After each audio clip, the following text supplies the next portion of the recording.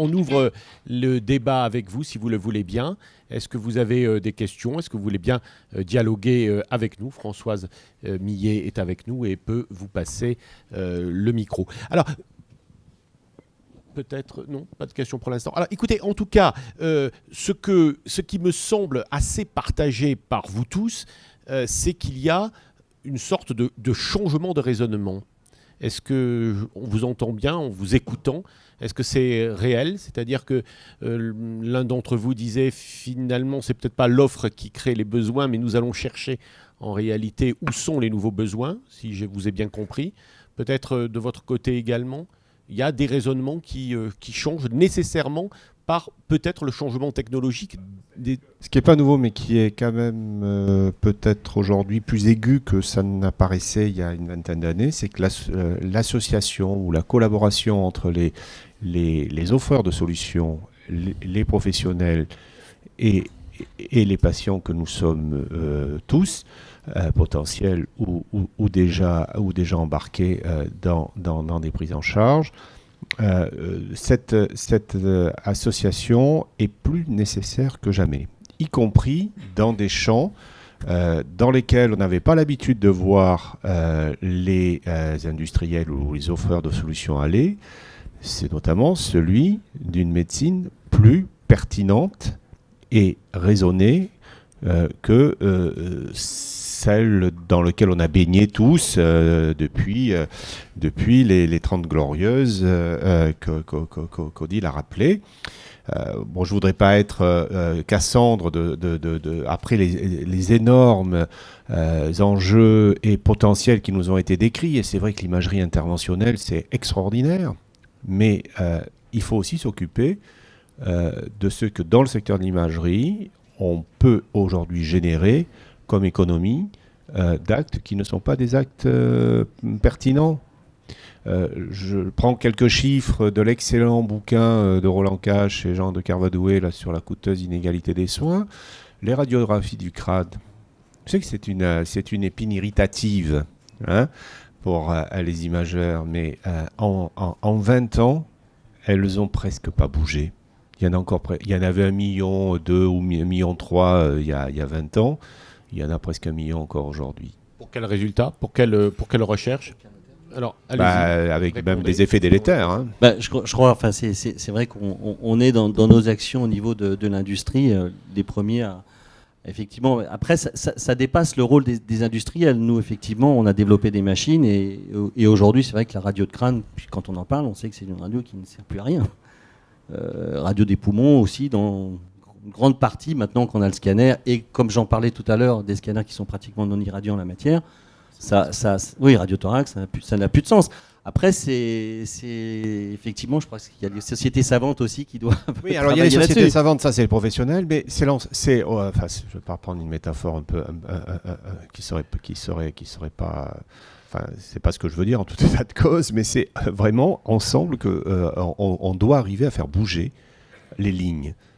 Y compris les patients, parce qu'il y a une demande. Alors, parmi les raisons qui font que le système est résistant, il y a cette vision de la médecine défensive, de « si j'ai pas fait l'examen », et puis il y a toujours, effectivement, une histoire de chasse qu'on va raconter. Oui, la médecine défensive, c'est bon, il y a toujours des histoires de chasse, oui, mais il y a un interne qui s'est fait rattraper parce qu'il a oublié ceci. Non, c'est vrai, tout ceci existe.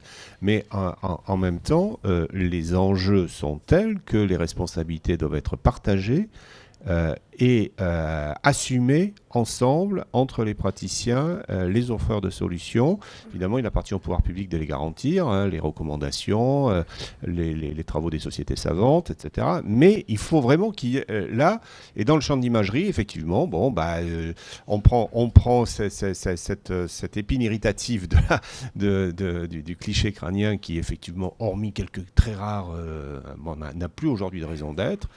Encore 1 million aujourd'hui, c'est un potentiel d'environ 100 millions d'euros annuels. On peut en faire des choses avec 100 millions. Monsieur Gongy, une question dans la salle. Monsieur Gongy, une réponse. Vous avez absolument raison. Par exemple, dans les hôpitaux universitaires, les radios de crâne ont besoin de plus de justification qu'un scanner cérébral aujourd'hui. Donc on leur dit, écoutez, radio de crâne, les internes sont formés, pourquoi faire? Ça, on ne le fait pas. Juste pour vous dire, c'est une question d'éducation des correspondants. Le radiologue, étant donné qu'il a un diagnostic, il est prestataire, il réalise ce qu'on lui a demandé. Et c'est ça le problème. C'est que là, dans les hôpitaux universitaires, c'est plus facile que les centres privés. On leur dit, écoutez, non, on ne le fait pas. Ou on le remplace par ça. Donc, quand il y a une douleur abdominale, par exemple, ils font l'échographie d'abord, ensuite ils font le scanner systématiquement. Donc on leur dit, écoutez, d'emblée, on va faire le scanner. Ça, c'est le genre d'éducation des correspondants qui revient aux radiologues. Vous avez tout à fait raison. Les radios au lit, juste pour vous dire, à Strasbourg, j'ai le problème, 90 radios au lit par jour. Donc je fais une enquête pour voir s'ils les regardaient. Je suis en train de regarder qu'il n'y a que 15% des radios faites qui sont... Donc ça, je suis d'accord avec vous. Par contre, où le système de santé pêche, par exemple, la radio interventionnelle, c'est le remboursement de nos gestes. Un cryothérapie du rein qui remplace une chirurgie du rein est remboursé 150 €. La sonde coûte 700 €. Donc vous voyez, quelque part, les hôpitaux universitaires payent l'évolution technologique en perdant de l'argent. Donc plus j'augmente mon activité qui est de 20 à 25% par an, plus mon hôpital perd de l'argent en traitant mieux les malades. Monsieur Abdelnour. Oui, bonjour, Faraj Abdelnour. En fait, je voulais aller un peu plus loin dans la question, l'interpellation que tu as fait auprès du professeur Gangi après sa présentation. Vous utilisez le terme aquarium. Dans certains aquariums, aujourd'hui, il y a un petit robot qui permet de nettoyer. Mais pour les jeunes qui vont arriver, peut-être bientôt, ils vont avoir des robots et ils vont disposer de la présence de chirurgiens quelque part. Donc, je pense qu'il y a certains endroits où on a déjà ces dispositions-là. Et je ne vous ai pas je ne vous ai pas entendu aborder la question jusqu'à ce point. Je ne veux pas vous créer des problèmes avec vos collègues chirurgiens, bien sûr, mais on se rappelle aussi de l'histoire d'évolution du valve percutané par rapport au reste. Il fallait s'entendre avec les chirurgiens qui, quelque part, ils ont perdu 30-40% de chirurgie cardiaque de l'activité. On n'ouvre plus le thorax, on va par le percutané. Donc, cet aspect-là, je pense, c'est déjà aujourd'hui, ou plutôt demain. Non. C'est la gestion d'un système complexe, on vous interroge.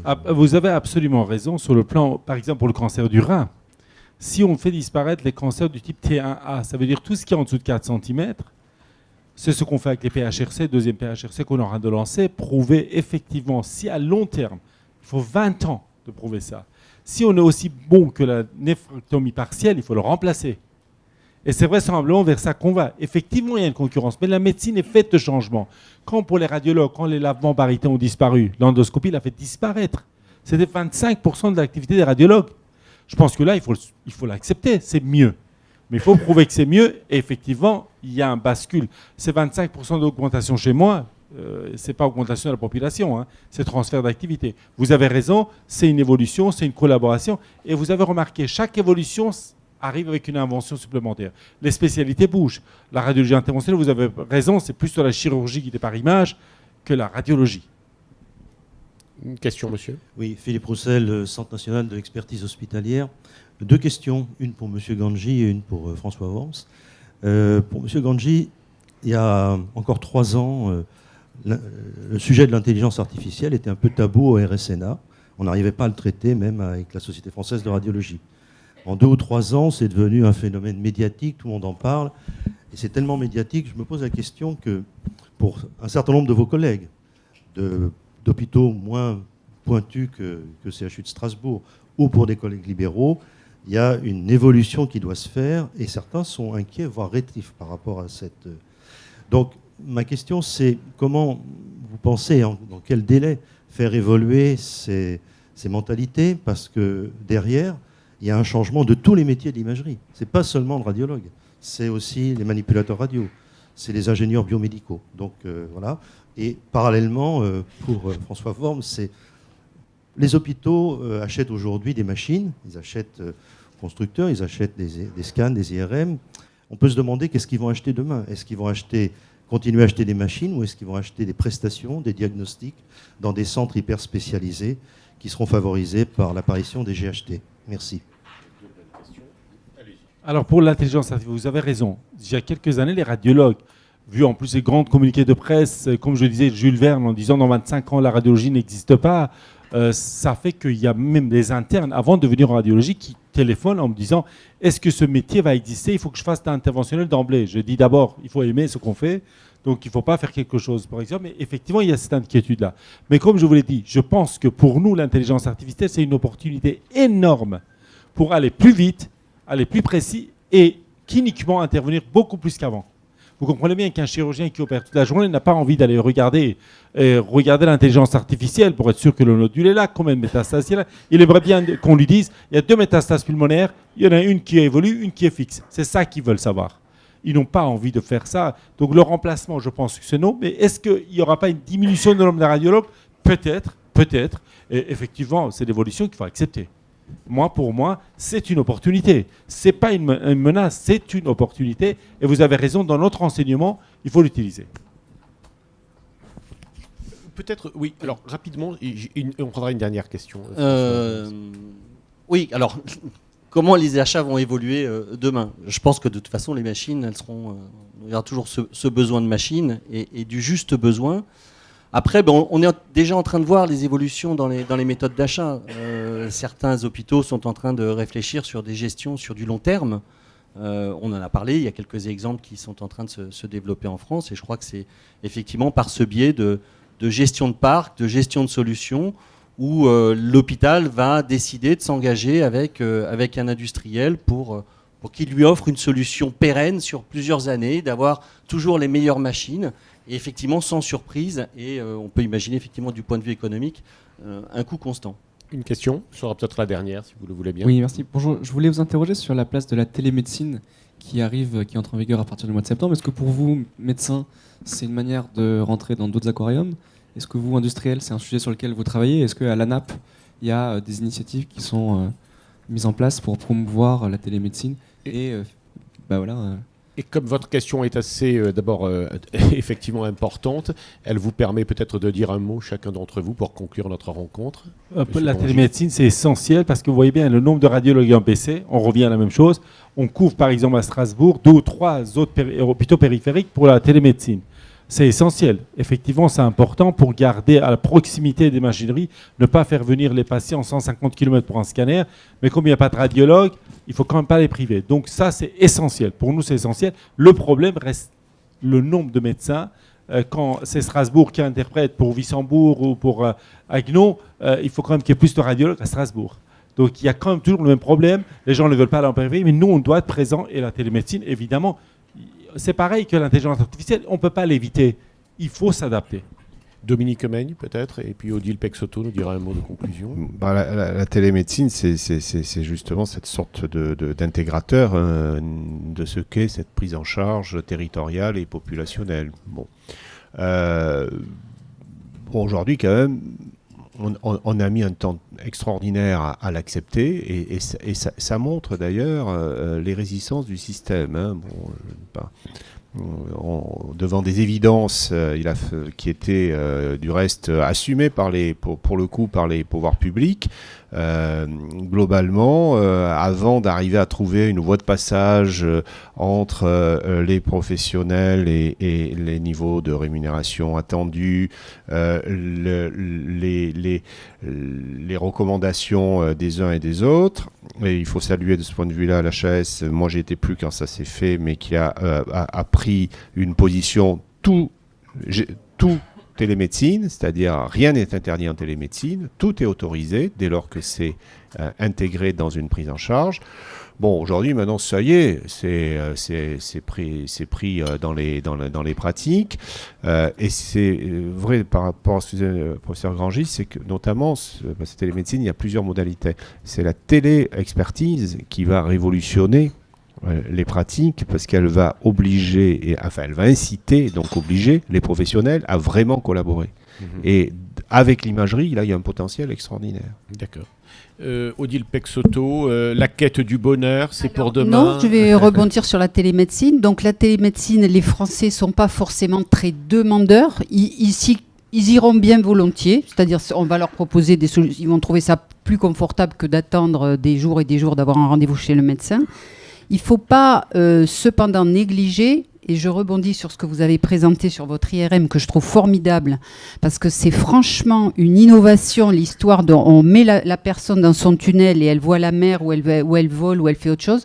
Là, on est vraiment dans l'UX, c'est-à-dire enfin l'hôpital renoue avec sa tradition d'hospitalité historique, c'est-à-dire que l'expérience de soins n'est pas la purge, n'est pas le truc qu'on va subir avec beaucoup d'effroi, beaucoup de stress, etc., comme c'est encore beaucoup trop le cas. On est au Moyen-Âge. âge là. Il faut changer d'air. Et effectivement, là, votre expérience d'IRM, c'est formidable. Là, franchement, c'est une ouverture, je trouve.